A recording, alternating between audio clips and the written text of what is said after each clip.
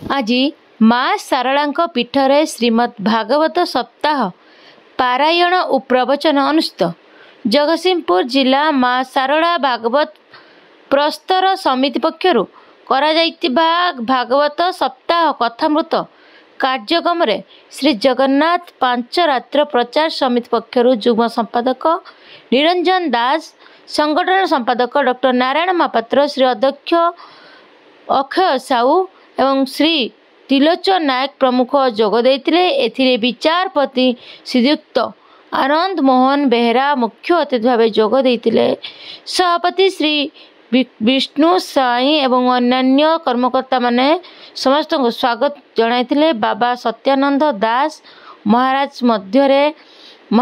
ମଞ୍ଚରେ ଉପସ୍ଥିତ ସମସ୍ତ ଅତିଥିମାନଙ୍କୁ ଉତ୍ତରୀୟ ପ୍ରଦାନ କରି ସମ୍ବୋଧିତ କରିଥିଲେ। ମୁଖ୍ୟ ଅତିଥିଙ୍କ ଆଶୀର୍ବଚନ ପରେ ଭାଗବତ ସପ୍ତାହର କଥାମୃତ ବାବା ସମସ୍ତଙ୍କୁ ଶୁଣାଇଥିଲେ। ବିଶେଷ କରି ପୁତନା ରାକ୍ଷସୀ ଓ କୃଷ୍ଣଙ୍କ କଥା ଏବଂ କୃଷ୍ଣଙ୍କ ଲହୁଣୀ ଚୋରି ବିଷୟରେ କଳାକାରମାନଙ୍କ ଦ୍ୱାରା ପରିବେଷିତ ନାଟକ ଅତି ଆକର୍ଷଣୀୟ ହୋଇଥିଲା। ବାବା ମଧ୍ୟ କୃଷ୍ଣଙ୍କ ଜନ୍ମ ଓ ବାସୁଦେବଙ୍କ ବିଷୟରେ ବିସ୍ତୃତ ଭାବେ ଆଲୋଚନା କରିଥିଲେ। ଆମେ ଅଯୋଧ୍ୟା ଠାରେ ଶ୍ରୀ ଜଗନ୍ନାଥ ପାଞ୍ଚ ରାତ୍ର କରିବୁ।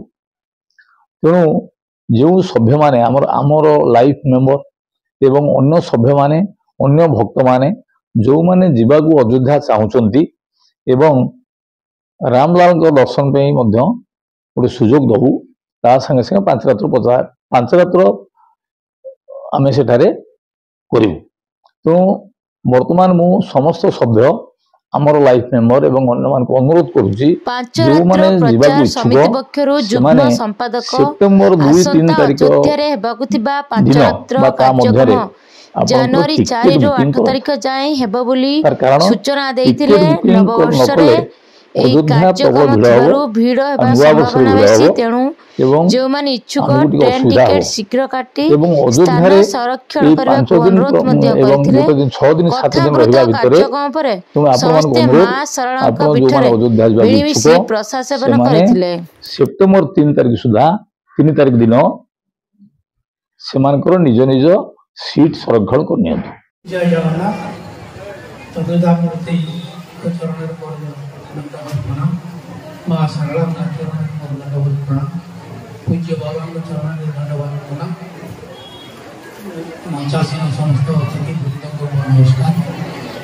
ମୋ ସମ୍ମୁଖରେ ବସିଥିବା ଭାଗବତ ରସତି ପିପାସୁ ସୁଧୀ ଭକ୍ତ ବୃନ୍ଦଙ୍କୁ ନମସ୍କାର। ଜୟ ଜଗନ୍ନାଥ।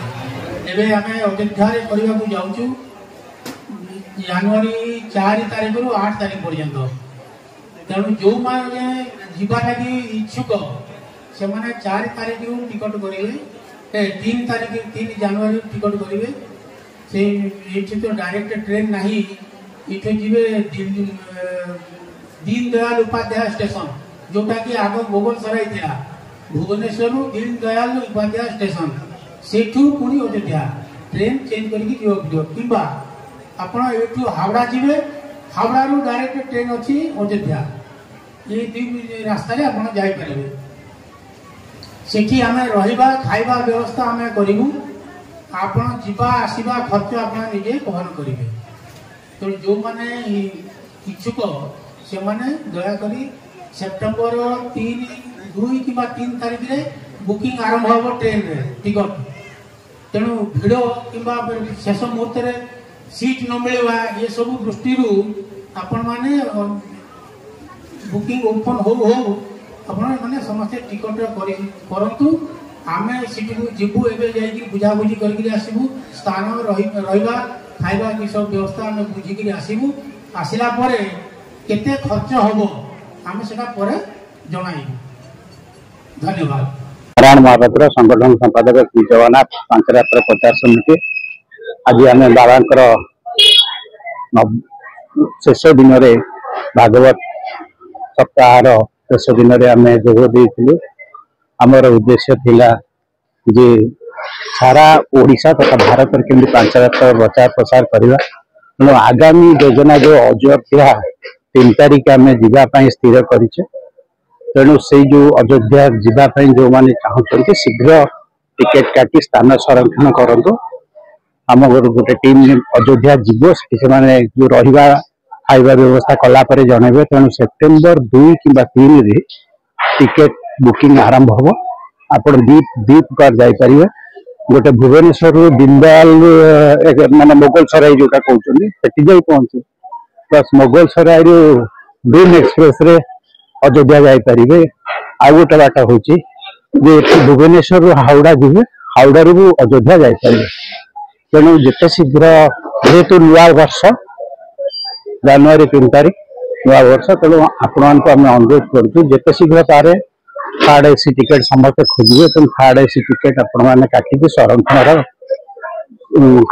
करपर आम रहा खाଇବା व्यवस्था जहाँ आमर हिसाब है जना पड़ो ताकि आम जनईदेव धन्यवाद।